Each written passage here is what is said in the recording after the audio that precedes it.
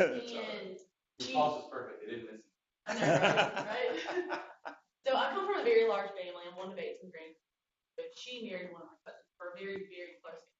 But I'm always asking to visit me, and she is very similar to my person.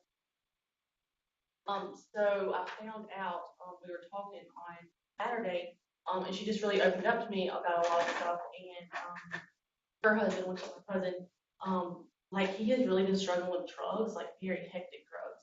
And she found it out after she found that she was pregnant with twins. And so she's just had a really hard time. So if we can just pray for him, his name is Luke. And for her. Yeah, and pray for her. She didn't know.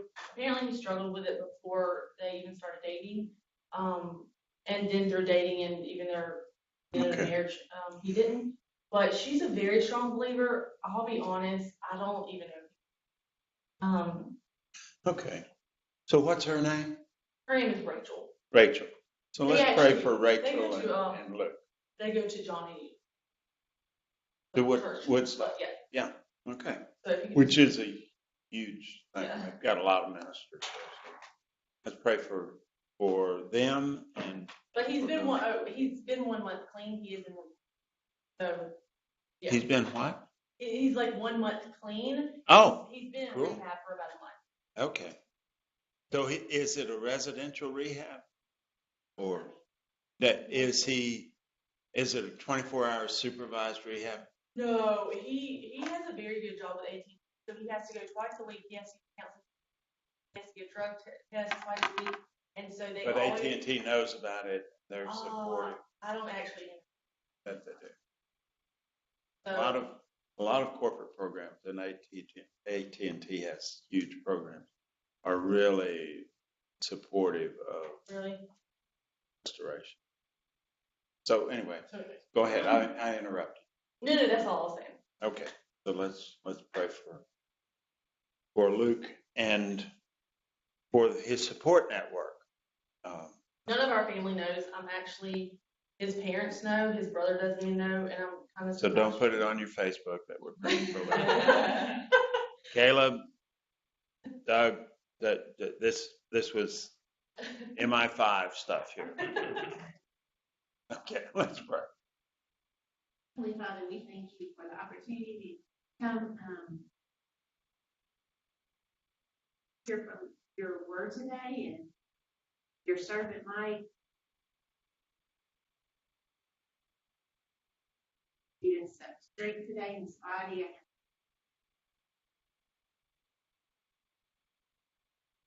I want us to learn today better be effective ministers. Cousin, we pray, Lord, that you hear those babies.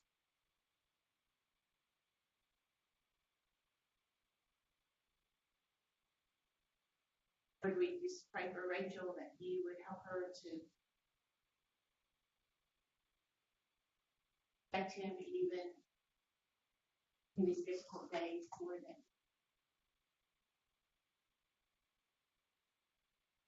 Lord, we pray for the first salvation, that he would turn to you and find that healing. The addiction that he has, that he would find that healing.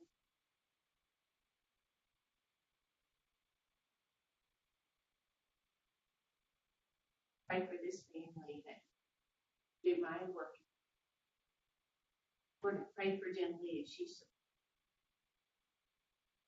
help her to know what to do and what to say. We just encourage her. Father, we pray for chapel today for Johnny Hunt.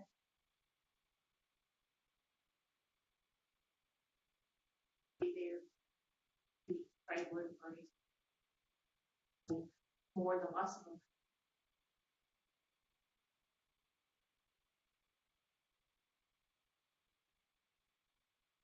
Lord, I ask that you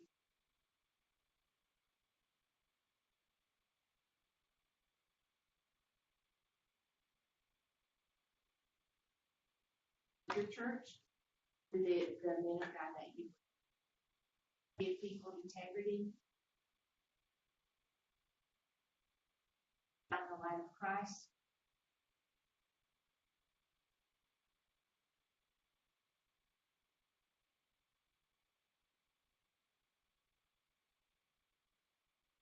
So we're going to turn and look at Muhammad today, and we've been looking at the Islamic view of Word of God and how it relates to Quran, and I went back in and looked at what I had up as PowerPoint. I didn't like it, so I divided it into two PowerPoints. That's in the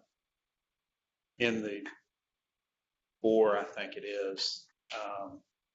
And so it's divided by the Islamic view of Quran as Word of God, and that basically is what we've been talking about. Today we're going to turn and look with the help of our readings in our text at Muhammad as a channel of Quran as Word of God and the Islamic attitude towards prophethood, which is quite a bit different from other Judaism and Christianity. Try to begin to take that apart. It's going to take us 2 or 3 sessions to do that, but so one of the things that you've been doing in reading the parallel text, not the Quran, but the parallel text, is each of them look at the biography, the seerah of Muhammad, and there's not a. Well, let me ask it this way: ask a question instead of making a statement. Is there a united voice about who Muhammad was in the 3 sources that I provided? How his life was and such a thing. Vashti, really. He presents a whole different view, doesn't he? And the companion to the Quran, though it's academic, you have to read between the lines a little bit, presents some skepticism of the traditional view of who. So we basically have full spectrum views on this name, Muhammad. Muhammad means one who gives praise in Arabic. Is praise. Mo is the active participle, and it's shadda is a double root, and so it is one who actively gives praise.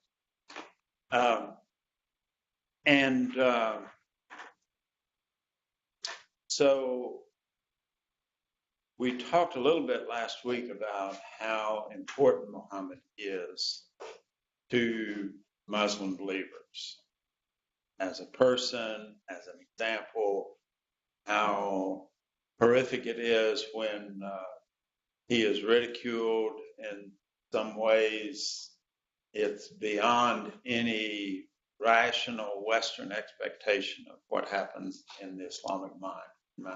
Muhammad is ridiculed.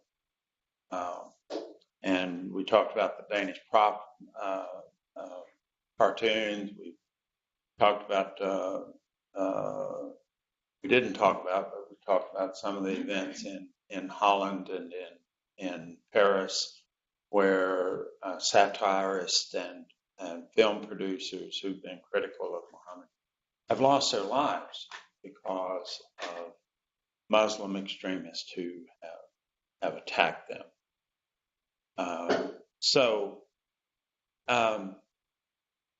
What is I don't know, left or right? Left feels right to me in one way, and right feels right to me in one way. What is the extreme, non-traditional view of this name, Muhammad? Well, maybe. Scratch all that. What's the traditional view? He was born, year of the elephant, 570. That's an approximation, right? There's no birth certificate. There's no identity. He was born to Quraysh tribe, a very powerful tribe in Mecca. But he was in a weaker position in that tribe. Why was he born into a weak position? What were things that contributed to the weakness of his Status of his family. status of his family, and then within his family, his father dies before he's born. Very patriarchal society, so the father's gone. Then his mother dies and leaves him an orphan before he's a teenager. So he's in a weaker area of the clan, of the larger tribe, not the strongest status. And then his father died, which took away the breadwinner, took away financial security, made him a burden to the already weakened family. And so who raised him? How was he raised? What was the complex of his parental set? His uncle? Ultimately, his uncle, his grandfather started raising when he was first double orphaned. His father and mother died. His grandfather started raising, which would be the natural. That's sort of what happens today, isn't it? If a child loses both parents through incarceration or death, frequently the grandparent is the one who takes him. So his uncle took him, but by the time he's 13, nobody knows for sure, his grandfather's also dead. So anybody remember his uncle's name? Abu Talib. The Abu, father, Talib of, which is the same word as Taliban. Taliban is a form of Talib. Talib is student. So he's the father of the studious. He's the father of the student. Now, Abu Talib has a natural born son. Remember his name. He's younger than Muhammad. And Muhammad is about 13. This son you weren't saying. No. He also is the first convert to Islam, but he was a minor, so he's never counted as a convert. Even today in Islam, it is improper to try to evangelize, or in the Arabic-speaking world, improper to try to evangelize pre-adolescent children if they have not reached majority physical status. Then they are to be left to their parents for their religious instruction. It's the norm. So Ali, name of Muhammad's nephew, is about 8 to 10 to 12 years junior to Muhammad. Nobody knows exactly, but he's considerably junior to Muhammad, and is basically raised as Muhammad's little brother. Okay? So that's the family unit. Muhammad becomes a member of the family business, which, anybody remember what that was? Caravans. He is a merchant, a manager of caravans. Caravans would go from you know how accomplished I am at drawing. So, Sinai Peninsula, a lot.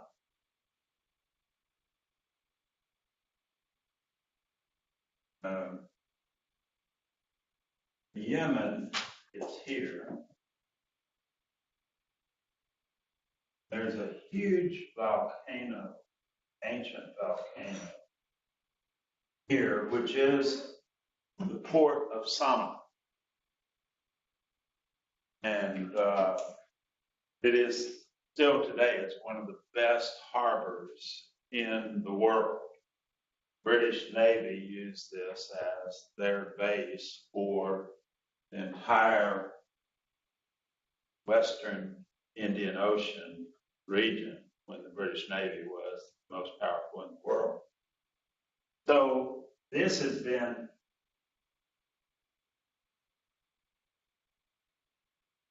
and goes over to then the Gulf of Persian Gulf or the Arabic Gulf,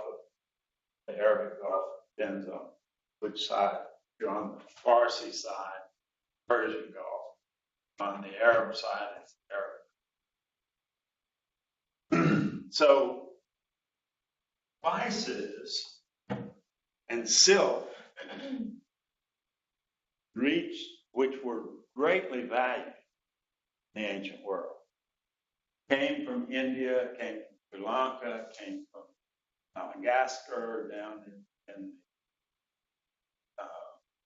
African coast. All of that came into the European theater in the Middle East, most of it through this way. The other major way over here is the Silk Road, caravan route that stretches from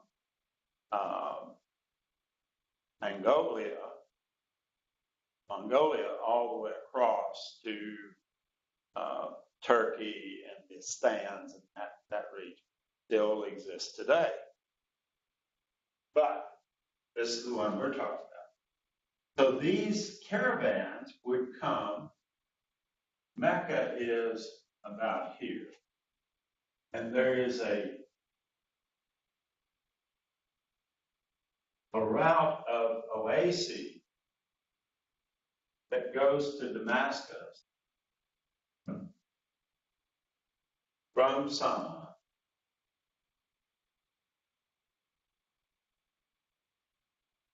Variously spelled. And this is the caravan route. So Mecca is approximately halfway in between. What would happen be a caravan might start from here, go to here, and transship goods that come down from Damascus and exchange goods, and this caravan go back with goods from the ocean, and this caravan go back with goods from Damascus. Okay? More commonly, though, caravans made the long trek and made the round trip like this. When Muhammad was about 13 years old, he made his first trip with the family business. His uncle, Abu Talib, being his mentor, he made the trip to Damascus. We know that he left from here. We don't know, but assume that at some time in his life he went down. So he was a merchant, by the way. It looks like he was a truck driver. Looks like a truck driver. A camel driver. Yeah. Caravans. Now, a little bit of logic about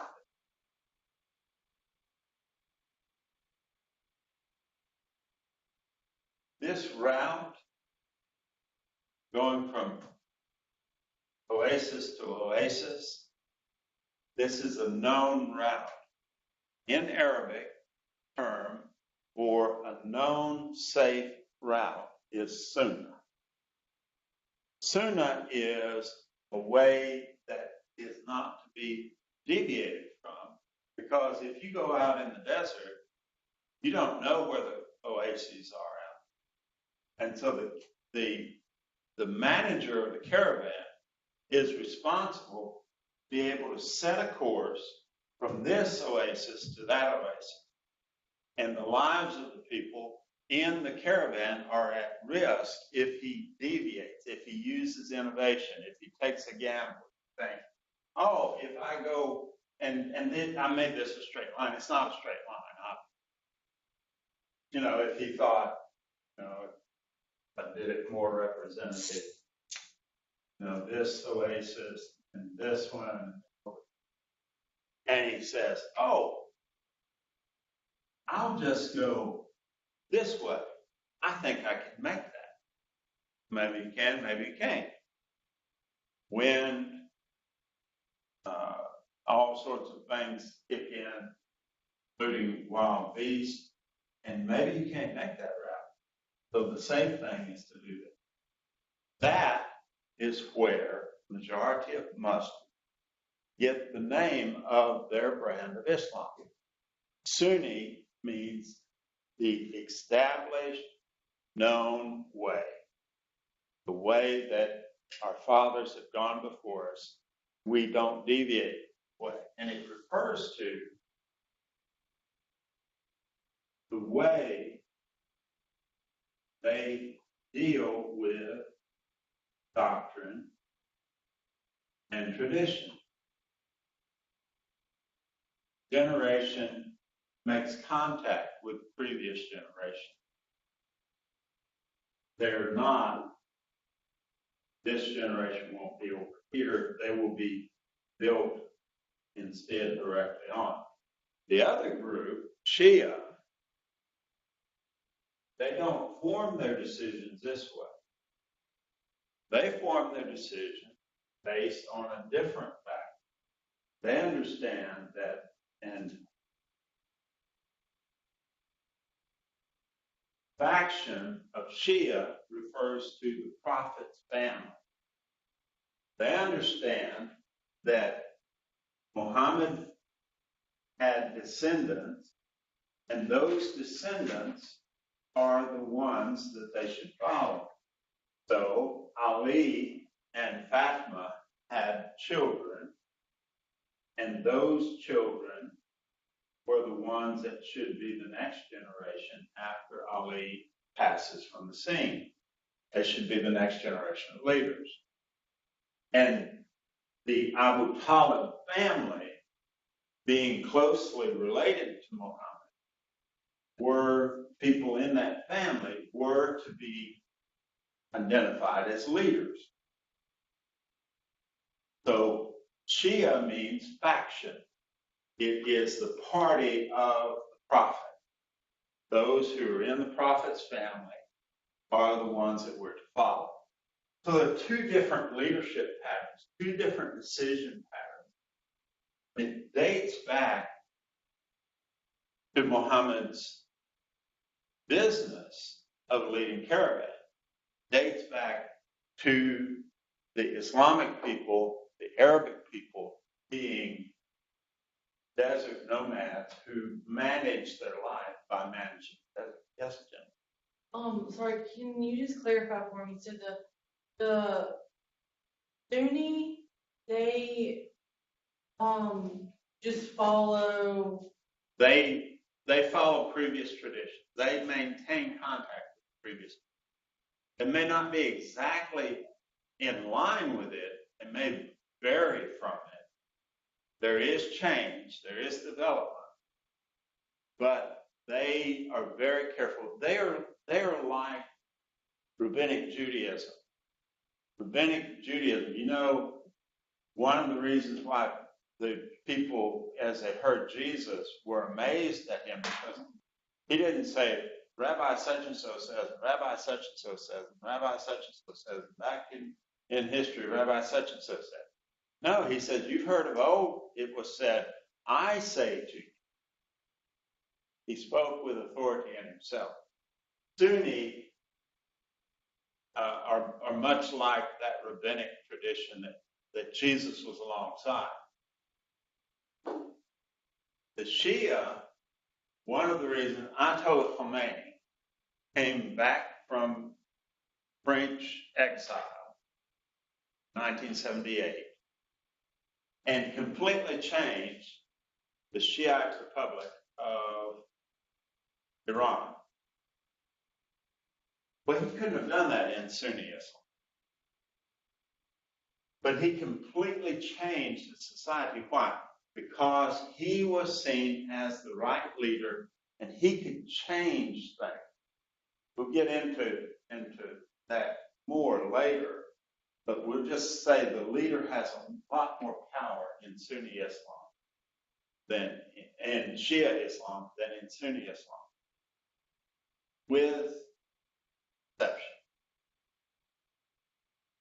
If a group of Sunni Muslims are Salafid, that is, they are seeking to return to 7th century Islam in their values, then they, even though they're Sunnis, they want to disinterest themselves in all this. They want to follow their leader back to the interpretation of Muhammad and the first 4 rightly guided caliphs. So they will follow their Amir, the leader of their cell, in what he says, just almost completely. And there's some terrible examples, including suicidal attacks and such as that, but it is terrible. But I wanted to carry this back so we see that these values were values that Muhammad knew, Muhammad was comfortable with. It's a way that Arabic culture has existed for a long time. We can go farther in this background. So Muhammad, young man, involved in the merchant trade and caravan business, leading caravans. And as a teenager, he becomes very well known. So who notices him in this business, this caravan business? Who is Khadija? Yeah. A widow. He's older than he is. I think at least 10 years older than he is. She is a very strong woman. She runs her own business. Her husband is deceased, and she is well known, well established. She is a distant relative of Muhammad. They are in the same clan, same part of the clan. And she has her own business.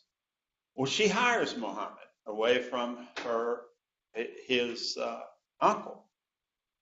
She hires him, makes him the manager of all of her caravan. I want to stop right here.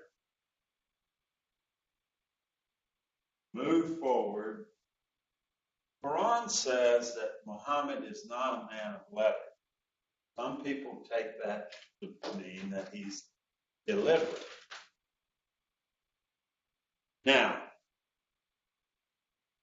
just imagine that you got a group of people. You brought your camels down to Sana'a, and they've got pepper, and they've got cloves, they've got some silk, and they have it for sale here. And you've got silver and gold, or maybe product from Damascus. And imagine that you have no ability to read or write. How's that going to work? Do you think that's going to be successful? And I know we're in a very literate society and such. How would you think that that would work? It would just about be impossible, would it? Because these people are speaking completely different languages to begin with. So you have to be able to function in a polyglot situation. They're probably also using different mathematical, different representations of numbers. So you've got to be able to understand the summation of what is here in this produce and what you're bringing in that produce. And you've got to bring it to a bartered arrangement. Now, even if you take away the literary aspect, you're talking about really high intelligence to be able to pull this stuff off. This is not, even if we move aside from the literary issue, we're talking about somebody who has real charisma, real ability to negotiate, okay? But we're probably also talking about somebody who has literate ability. I think what the Quran is saying about Muhammad is he doesn't make his living as a man of letters. He's not one who transcribes things for people. He's not one who writes poetry. He's not one who is known as worship. That's my opinion. There's no evidence one way or the other. So his status in life brings into question one of the things many Muslims believe about Muhammad. And we won't solve that today. But so he's the manager of her caravans, big businessman. And by the time he's 21, he's her husband. Now, talking about if we take 570 as a solid date, which it's not, but we're talking about sometime before the turn to the 7th century, in the decade before the 7th century, probably. Now he, as the manager of the company, the leader along with his wife, who is his sole wife till her death, about more than 10 years later, he's a man of leisure. Not going on caravan trips anymore. He is managing the business at home. He is entrusting work to other people. And he's observing life, and all the traditional biographies talk about him being grieved by the paganism, polytheism, slavery that exists in Mecca at this time. And it's in that setting that in 610, he is in a cave overlooking Mecca, and he has this encounter with who we understand to be the angel Gabriel. We're going to stop right there. That's a traditional story. Now, what's the most extreme thing that you had alluded to? I didn't have you read Gabriel, so you may not have had it alluded to in footnotes and such. What's the most extreme position from that? Who was Muhammad? Right. Yeah. Well, in modern Western scholastic opinion, Muhammad may be considered a made-up personality. ideal of the Arabic culture that is a composite of several people. That's the extreme position. Our authors haven't stated that, even Dachi doesn't state that. But what they've done is they've stripped away a lot of this. Back behind all this is what I've indicated, that these caravans come to Mecca, pilgrimage, come to Mecca, governs God's Mecca, and that Mecca is a religious center. There's no archaeological evidence in any of it. It doesn't appear in any writing till a minimum of 3 centuries after Muhammad. So the skepticism about it, okay?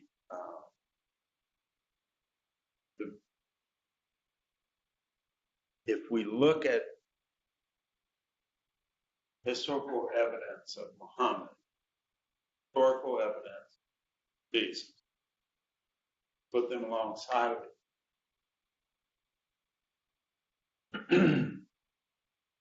We have eyewitness accounts, including Josephus, who's a non-believer. Jesus, contemporary with Jesus, no more than 40 years separating from him, have documents dating from that depth in history.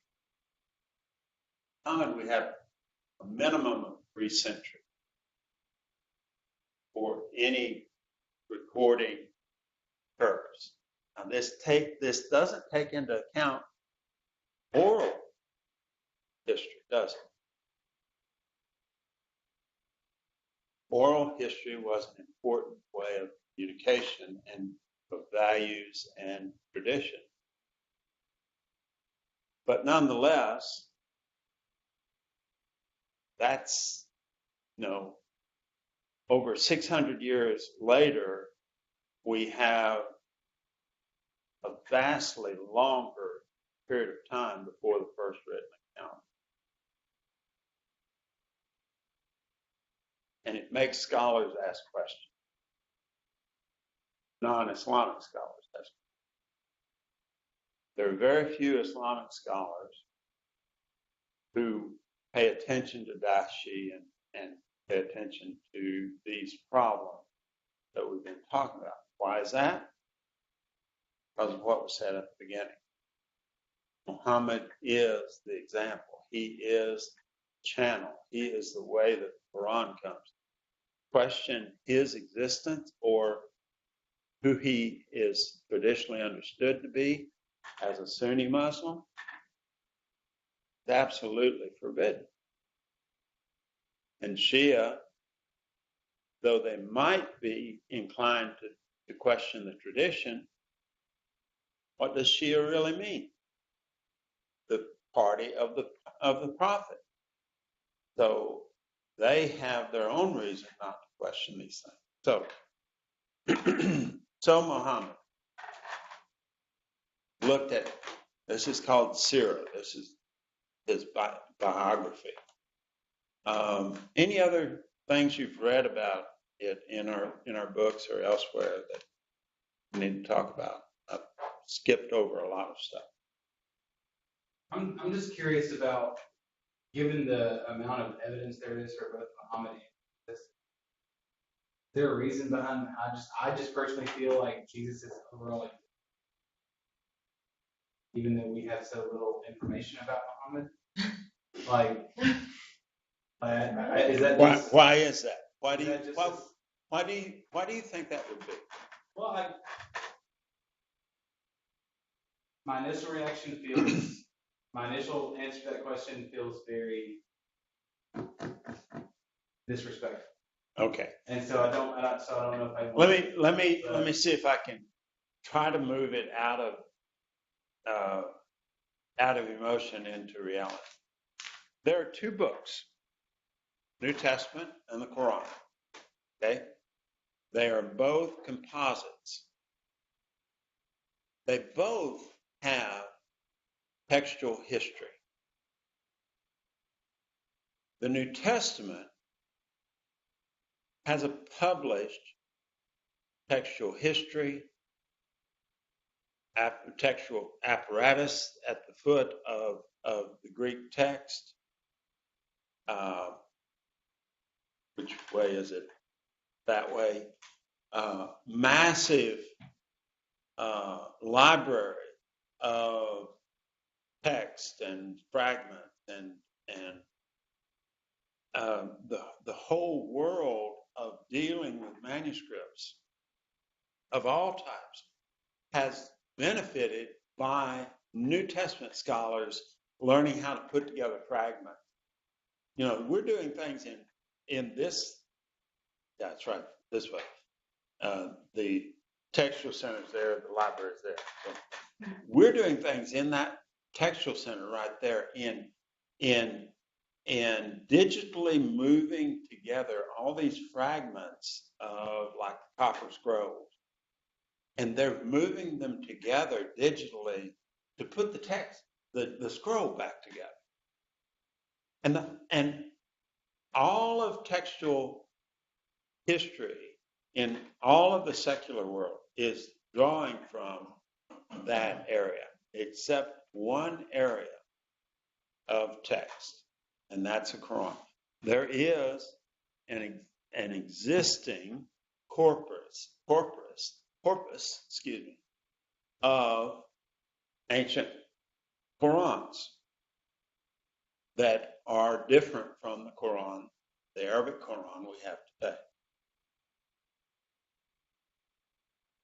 I've actually seen some of the most ancient Qurans that exist. They were found in Sana'a, Yemen.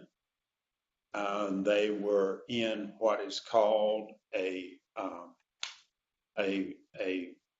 burial, which what would happen with sacred text is when they were not usable anymore, they would be bundled up, in this case, put in a stairwell going to the roof of the Grand Mosque of Sana'a, Yemen. And in the early part of the 20th century, as they were doing renovation of that tiled roof, the curator of that mosque found these ancient parchment manuscripts.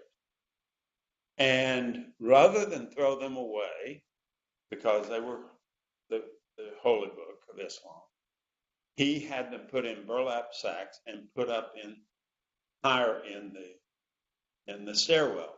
But he took note of it, and different people knew about it. And so in the late 1970s, curator of the Museum of Sana'a learned about these manuscripts, and he offered to a group of German scholars the opportunity to do exploration of these texts.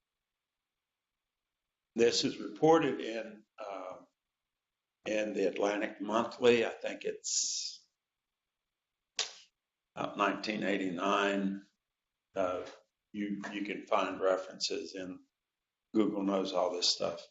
I have electronic copies of the 3 or 4 serialized versions of the report of these guys.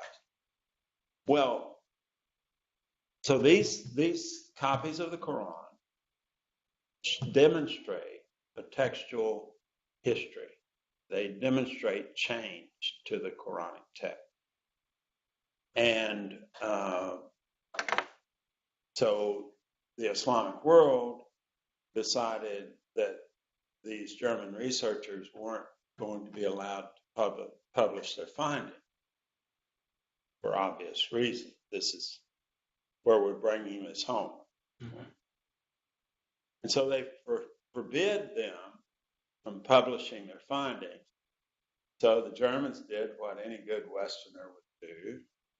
they took the microfilm copies of all of their restoration work, all of their cataloging work, and left the originals there in a room, in a building that I've been in. They have blackout curtains on the walls, on the windows to keep light out. They have velvet covers over the glass. You pull the velvet away, and there's this beautiful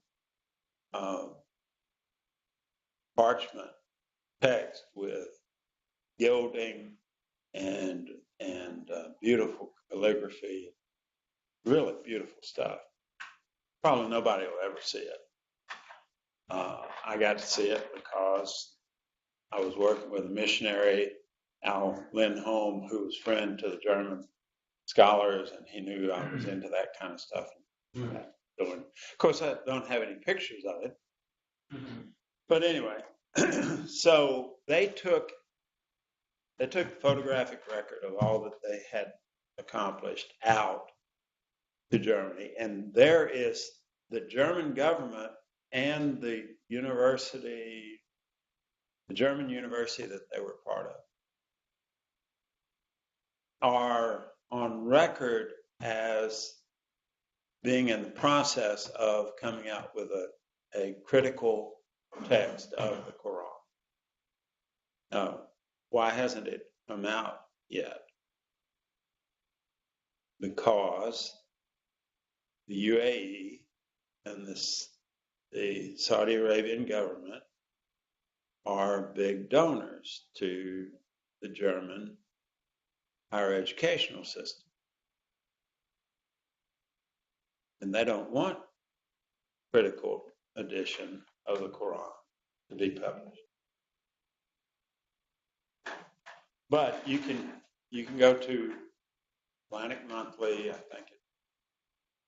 I'll actually put in our shell the three PDFs of those three sections. So if they're dealing with a text like that, anyone who seeks to publicly question the historicity of Muhammad, the traditional view of Muhammad, is going to have problems. And that's the political reality. Okay. Um, That was kind of my reaction, but I didn't know if that was founded or not.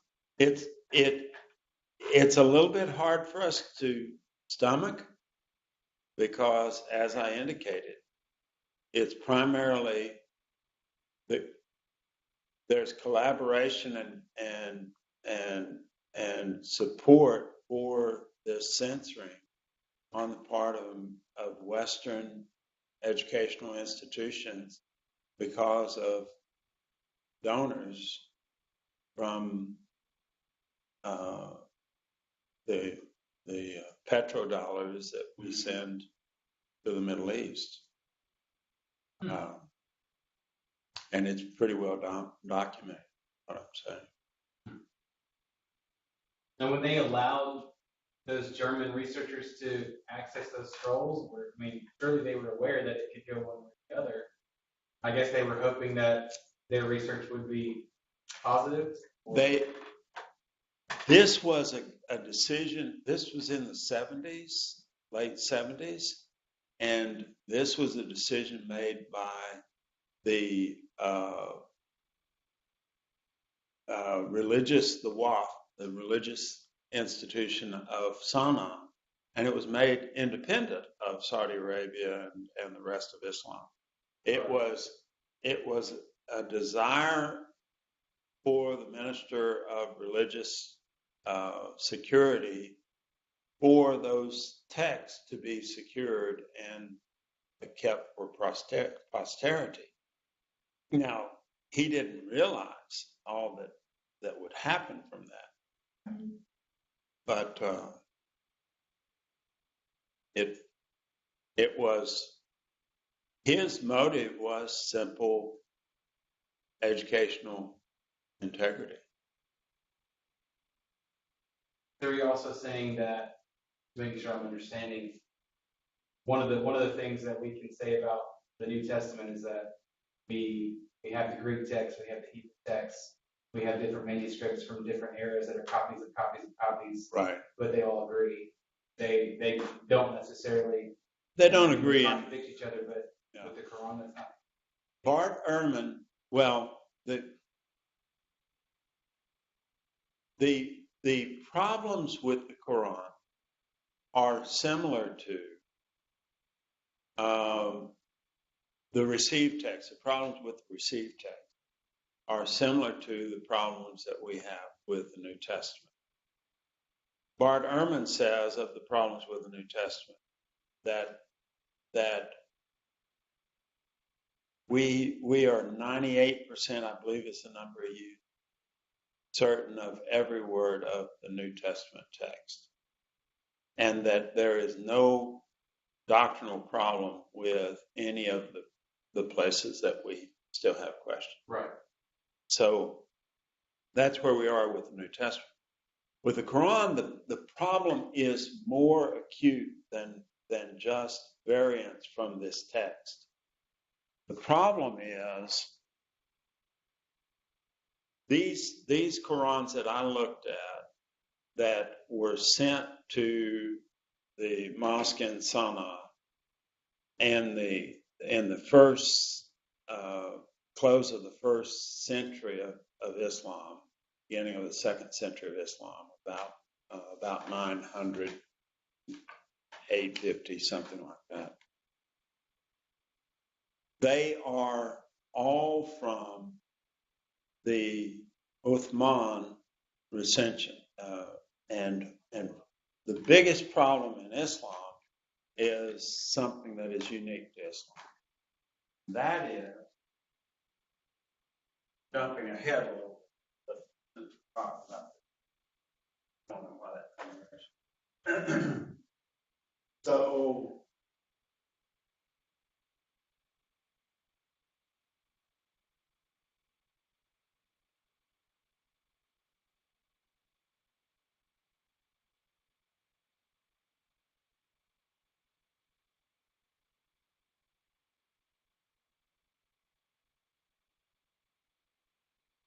I'm losing the name.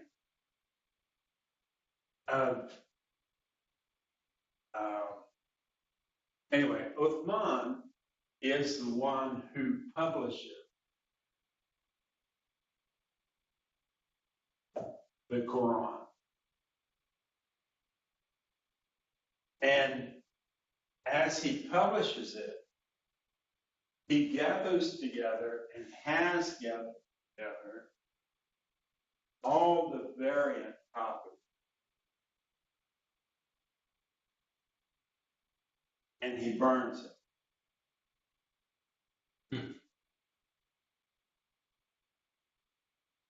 Now these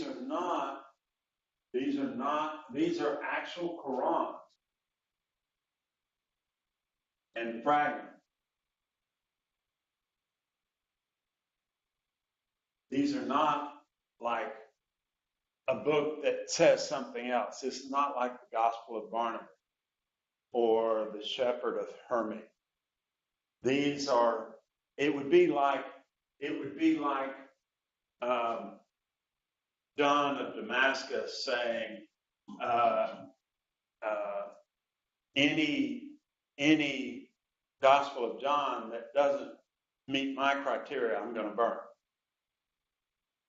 It would be like that. And so what has happened is there are textual references to these copies that were burned. There is some evidence that these that were burned that has some evidence of their text that exists, and that's the biggest problem with Islam is most of the textual variants were eliminated. There are some of these texts were not burned. They just scraped away the text and they used parchment over again. And those are some of these Sana texts are older editions of the Quran that were scraped away, and the Uthman text was written over the top of it. So that's what the German scholars are trying to get back. When did Uthman live? Mm-hmm. When did Uthman live? About 60 years after Muhammad.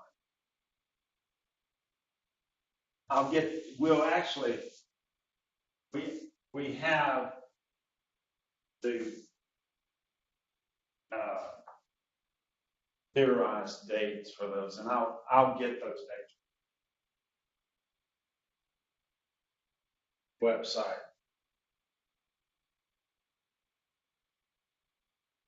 All of this we have to be very careful about this stuff. Remember what I said at the beginning.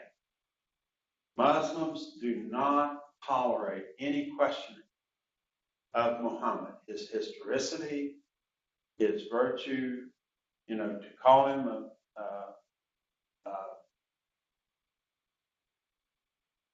pedophile, which some people do.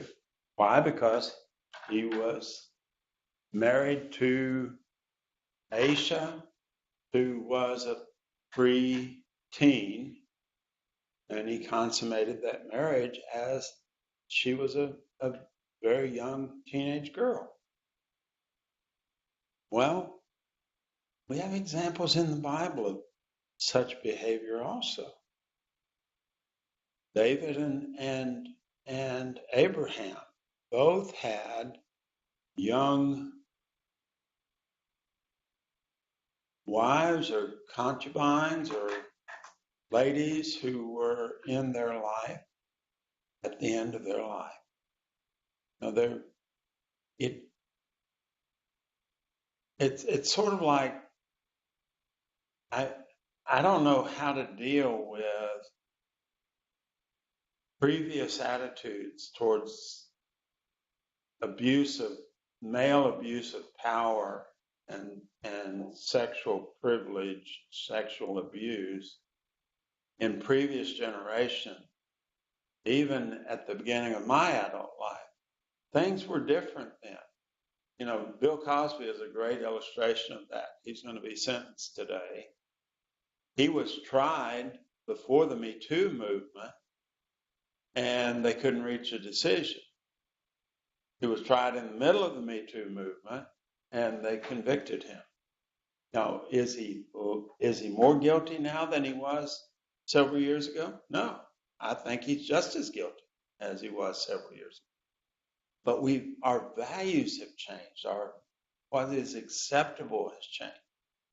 I don't know quite how to do that, but I bring that up to us so that we will have a little bit of understanding about how Muslims look back at Muhammad and say he lived at a different time and operated in a different way.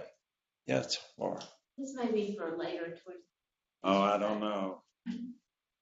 So when you're talking with them, you would never question any of this.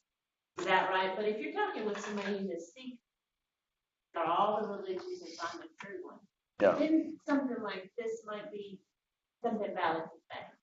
I don't do what I've done today. Okay. What I do is I ask questions. Have you heard? I've heard some things. Have you heard questions about the traditional account of the life of Muhammad? Have you heard questions about that? How do you deal with that? How does that? Like asking on that? Yeah. Yeah. So like my little joke about him, truck driver, would that be considered disrespectful? I don't. Probably. No, it would just get you killed. Probably not gonna get you killed. Well, in Islam, there are, I don't know if truck driver fits in this category, Right. but there are professions that are demeaning and professions that are honorable. Right. And I think probably truck driver would be considered like a caravan manager back in that day. So it'd probably be fine. That's just how I was equating it. Yeah. So, well, let's bring this down to practical. Laura's brought it down to a practical question. So, you and I are talking.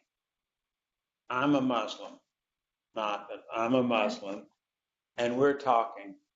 And here's what I'm going to ask you, and I want you to answer. So, what do you think about Muhammad?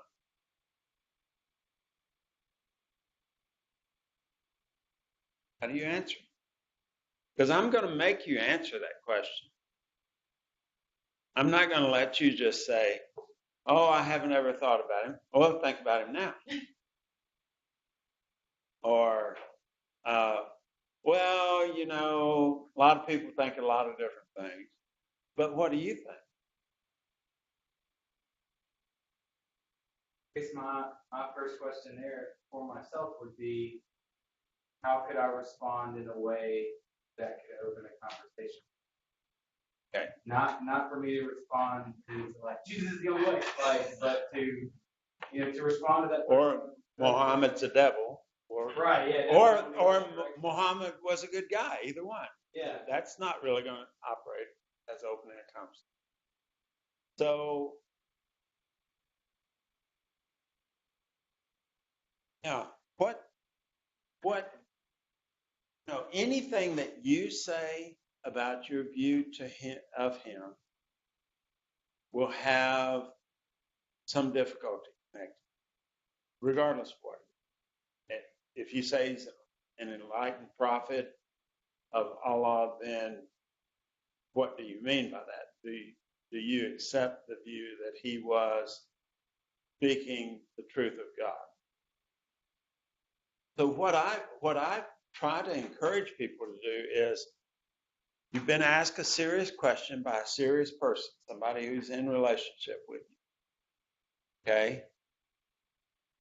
And they have position that they're testing if you're going to respond, they're going to test your response against theirs. So it's a legitimate thing for you to say, you've asked me what my opinion is, what my view of Muhammad.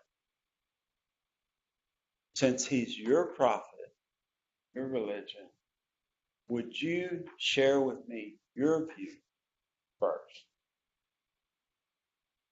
That does a couple of things. One, lets you know where their view is, because though I said that Islam respects Muhammad, it's not a monolithic respect. They all view him slightly different. So if you're responding to me as if I'm a Salafid, jihadist Muslim trying to establish 7th century Islam in accord with what my teacher has taught me Muhammad believes, and I'm really a secular Muslim, and I'm trying to establish Islamic values in this modern world with a fluidity to it, I'm probably going to be offended by you if you answer, and if vice versa, if I'm a Salafid and you respond to me as a secular Muslim, I'm probably going to be offended too. So it's always a good thing to say, what's your view? How do you see Muhammad? Tell me how Muhammad impacts your walk with God. I don't know how that's going to come out. I don't know how that's going to come out when I do it, let alone how it's going to come out when you do it. But it gives you some data to respond to, because the answer they give can be anywhere in all of this, right? So you want to be specific to that person. We talk about Islamic studies as if Islam is this monolith, everybody is the same, and they all have this set of views. Talk that way, but we know better, don't we? Yeah, there you go. It's not like Baptists are that way. Not like any evangelical denomination. It's not even like Roman Catholics are that way. So we need to be smart in how we respond. Okay, so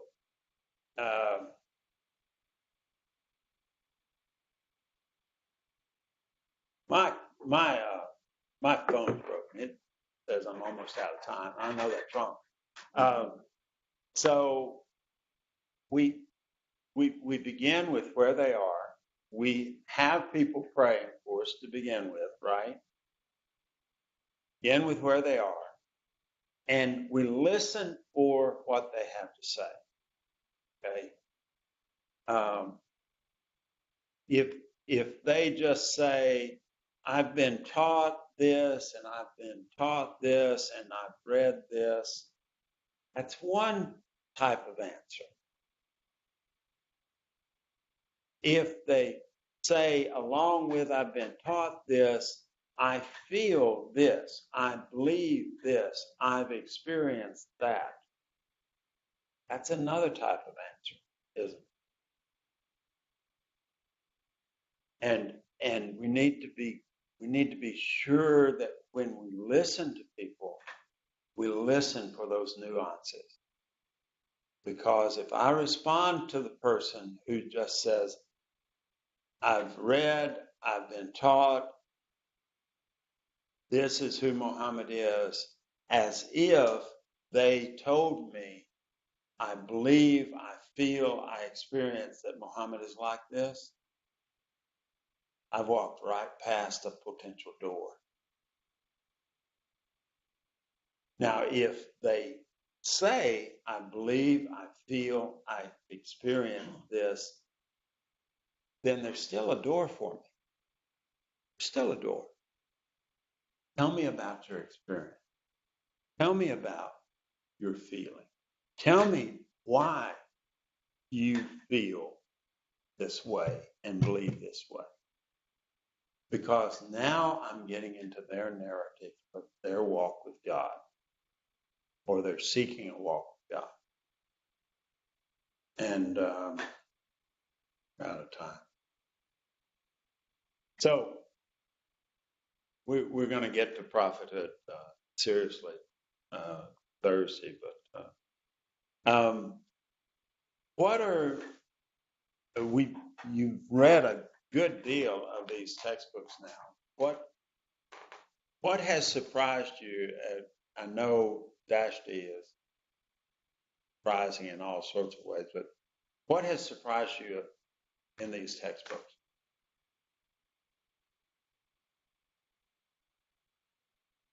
Nothing? Oh. Taylor's sitting there laughing. I think it was Yeah. talking about, like, they compare the Christianity and Judaism and the Quran and Islam, and talk about how we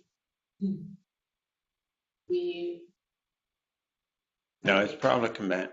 how we've made God in our image. Good. Instead of where it says, because all the texts say we're made in the image of God, and they say, oh, a man has just made God in his And actually, that is dash D, actually, not, yeah. And actually, he's inaccurate because Islam does not say that man is created in God's image. Man is created by God and given responsibilities by God, but not created in God's image. And there's more than a subtle difference. But when Dashti is saying that, he is pointing out the responsibility that we have as teachers. And we are all teachers. We are teaching the truth of Scripture. We need to be sure that our culture is not being taught, but the text is. I probably have said this already in this class.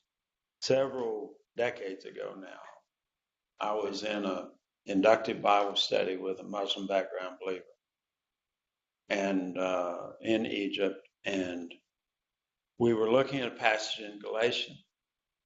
And I said this, I don't remember the exact passage, but I said this. I remember exactly what I said because he nailed me.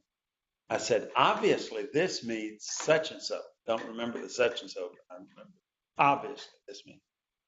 And my Muslim background believing brother said, where in the world did you get that? I looked at him and said, it's right here in the text. He said, no, it's not. We were reading in the Arabic text, and I looked down at the Arabic text, realized it wasn't in there. It was my cultural interpretation of the text.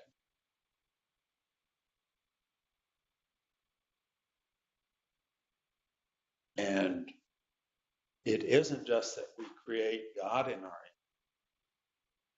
We interpret his word within our culture, and our culture judges his word, whereas his word should judge our culture.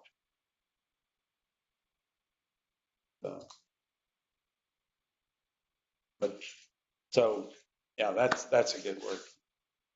Any other surprises? Going to have to close because we're out of time. We're going to talk about the genies.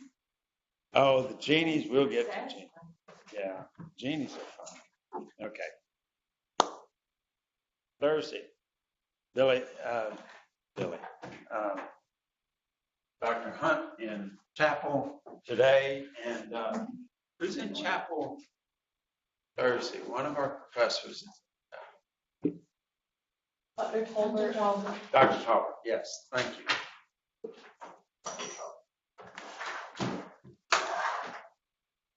Leaves my brain except